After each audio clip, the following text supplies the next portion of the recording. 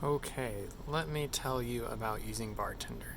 So I have this Excel sheet, obviously, and what you're looking at here, I just have some generic named columns. I have data 1, these are all the column headers. Data 1, data 2, data 3, data 4, I just call it pick image, player name, and some player qualities that I put up there. So let's say we have Ichiro in here. We say he's handsome, he's short, and he's super. Mark McGuire in here. He's brute, he's tall, and he's on roids. Of course, I put a picture in here, and I put just some numbers. I know you use numbers for something, but this is just numbers that I have in here. And I have these actually saved as text. It's pretty easy to format as that. Well, it says general up there, but if you put a apostrophe in front, it's text. If you don't, it isn't. So I made everything text just to make sure it doesn't get all jumbled up, but that's besides the point. So I have these numbers in here, and this is an Excel sheet, one that I call baseball.xlsx. So I'm going to quit out of this. I'm going to save it. My computer's going to freeze and crash maybe. Oh, I think it's my mouse battery that's dying. Yeah, that's what it is. Okay, so I saved that, and now here's Bartender, okay? So the way I have this set up is you saw my player qualities. I divided that into, here's the player name, description, and I just have them set up so that they all print next to each other, right? All those different qualities where I said Ichiro is short, handsome, whatever, short, cool, whatever. Mark McGuire as whatever. So if you want to fill those in, you can. I just want to show you that it's a single text field and you can have multiple qualities within it. And here I just have those random numbers that mean nothing, but I have them. This is where they populate. In the background, I have an image, the image that you can choose here, okay? Now I have all these linked to data sources, and I customize the size of this label. Now I'm not totally sure how you print your labels, but one common method of printing is by using an 8x11, a regular letter sheet of paper, and printing it out in a printer, and actually putting the field qualities on there. So that's kind of how I have this set up to print right now.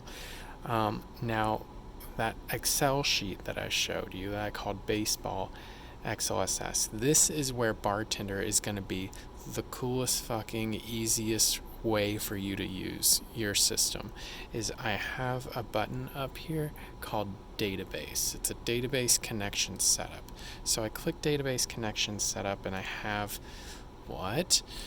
the Baseball XLSX. Okay, let's see. Can I do record browser? Yes. So this is what you can look at. That same data that I had in here, I'm not even opening up the Excel page, and it knows the data because it is linked to the Excel sheet here. Okay. So now I just need to go into print. And from the print settings, I see I have a database connection setup. Very cool.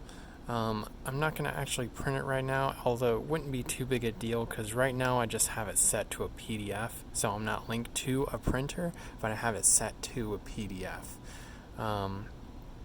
Let me show you when I preview.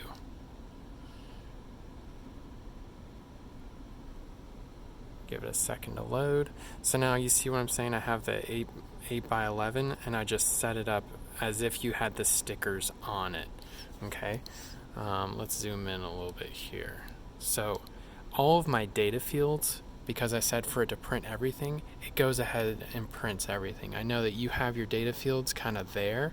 So as long as you don't have the Excel page open, then it'll print everything. You can specify which line items, if I only wanted it to print, the first one I have here is just generic.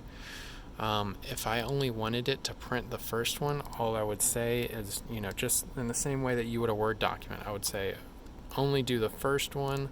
Let's look at that. Let it load a second. Where you at? Okay. and then boom, it's only printing the first one for me because that's the way I selected it just now. You know, if I only wanted to look at the third one, I could do the same. If I wanted to look at the first and the third one but skip the second one because I like Mark McGuire or something like that, then I can do that. It's fully customizable based on the line items you have. You can do certain colors. I know you have the whole RGB thing going on, and you can do that. That is possible to do, but it just takes a little finagling, and this is where I am not an expert in it, because what you have to do is you have to go to edit, you have to look at scripts, and then the language that this thing speaks is called VB script. So it ends up using all these transforms and all this data processing, and I mean it'll help you out by like you know I don't know, it's a lot of computer programming stuff that I'm not familiar with the string and field and stuff like that, but it is something that's you can look up online. You know, it's something you can learn, although I don't think you're going to need it. I have a bit of code for my RGBs in order to put it in there that maybe you could use. I don't know how it works because somebody else wrote it, so it's kind of there for me to use. So let me know if this is something that works for you. You know, I had the default printer here, but if you have a network printer, this is what I was talking about. You know, we have several different printers, and that if I was at any computer, I could select a printer to print like a document from. So we have several different label printers we have access to, and this is just on a network drive. You know, so that might be something that you're set up with also. I can't imagine everybody has their own printer, but if you do, it works even better, you know, because everybody can operate off the same Bartender file, the same Bartender or the same Excel sheet that populates data and everything else. So here's this. I think I'm going to send you a follow-up video just to show you what it looks like, how I print from network. Okay, let me know if you have any questions or anything.